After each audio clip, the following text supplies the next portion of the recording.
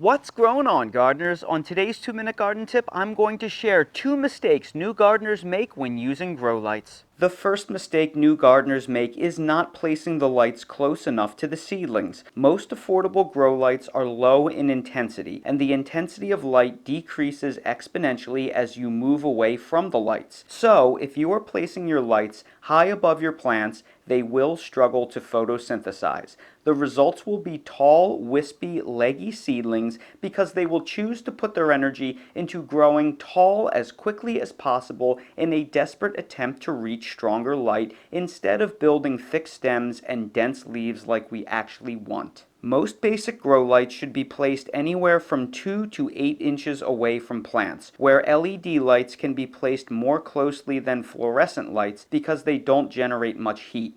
I keep mine about 4 inches away, and mine are LEDs. Keep in mind that lights that radiate a lot of heat can burn plants if you get them too close, so always consult the information that comes with your lights for recommendations. Yes, you can buy high-end, high-intensity equipment designed to be installed 2 to 3 feet above your plants, but if you're buying equipment that expensive, you probably are not a beginner that needs this video. The second mistake new gardeners make is not running their grow lights long enough. When you see full sun written on a plant tag, that is defined as a minimum of 6 hours of direct unfiltered sunlight a day. However, that only applies to real sunlight. Real sunlight is so powerful that it can burn your skin from 93 million miles away, and its incredible intensity is enough to give a plant all the photosynthesis it needs in 6 hours. No light compares to the sun, and plants need much more time to photosynthesize even with the most expensive equipment. I have my grow lights and seedling heat mat plugged into a wireless timer and operate on 16 hours a day